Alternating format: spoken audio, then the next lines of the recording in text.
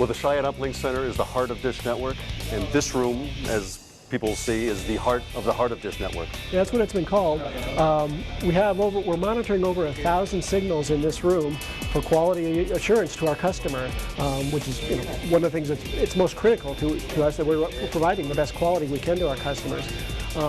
We have a 180-degree arc here, like I said, with 1,000 monitors, and our folks here are monitoring the signals as the customer is receiving. Behind these walls are receivers, just like the customer at home has. There's obviously a lot of responsibility for the people in this room, because every single channel that comes on Dish Network, whether it's in the US or international, there's a monitor in this room, and they're seeing it, and if there's an alarm, like there's one right there, the red box came up, they have to get on that right away. The operators here call up, look at the problem, try to figure out where the problem is, and try to solve it so that the customers don't experience any loss of signal and any degradation. What if there's a lightning strike or power hit? A couple times a year we do lose power to the facility, and this whole system is run on batteries. So if power gets cut off coming into the building, we just start draining the batteries.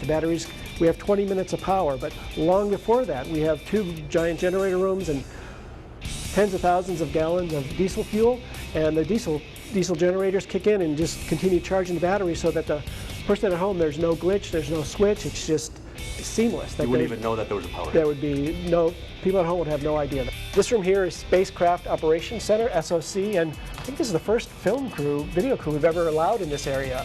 It's a fairly secured area. You have to be a US citizen to come back here. There's a lot of very delicate information that they keep. So all the satellites are basically monitored from All this the room? satellites are monitored from this room, and 6 of them are actually flown and controlled through this facility in this room right here. Can you define monitoring? Because I think a lot of people envision watching a satellite, but there's so much more than just watching. Oh yeah, them. there's once the satellite is up in orbit, someone has to control the satellite, keep it in the proper orbit, maintain the health of it. There's all different points on the satellite that they're monitoring, just monitoring the health of the satellite and keeping it healthy and keeping it up there as long as we possibly can. There's nobody in here right now, but I'm assuming 24/7 they're watching to make sure everything's perfect.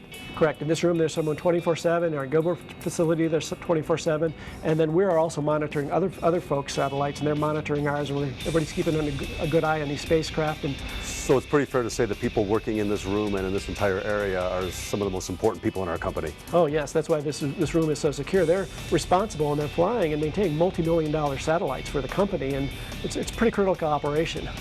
This room here is master control.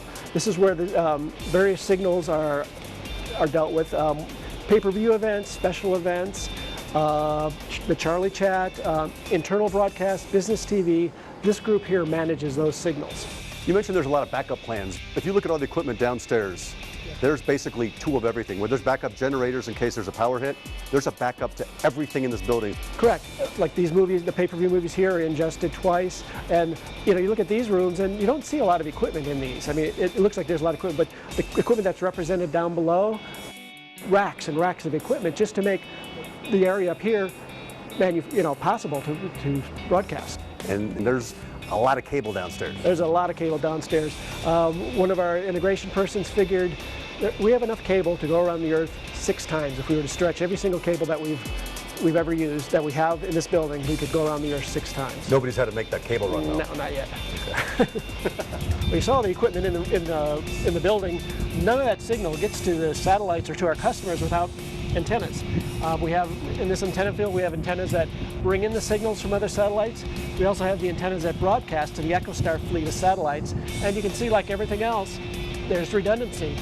You have a pair here looking at one satellite, another pair down there looking at a different satellite, and it's same thing all the way down the line. What about that one big monster dish we have out back? The big monster dish, that's the Taurus antenna. That one is looking at 35 different satellites, bringing basically the signal in from 35 different providers into the Dish Network system. Now, Cheyenne gets pretty good winters and a lot of snow. Who's out here with the broom clearing out all the dishes? Actually, if you look behind each of the antennas, you can see there's heaters, and they keep they use those to melt the snow and ice off. So with all the heat that it takes to keep the ice and the snow off these dishes, that must take a lot of energy for the whole building, really. Oh yeah, the whole building. We use the equivalent of 230 households per month we use. That's what we use in a month here. And there's also a lot of cooling associated with all this equipment. So water usage runs about what 170 households would use a month. That's what we use in a month at this facility. A lot of people have to wonder, why Cheyenne? Why did Dish Network pick Cheyenne to put basically its heart and hub? Well, if you look out here, there's no trees. We have fantastic look angles. And the weather, it's a very dry climate, very arid climate, and it was just the ideal place to locate a uplink center.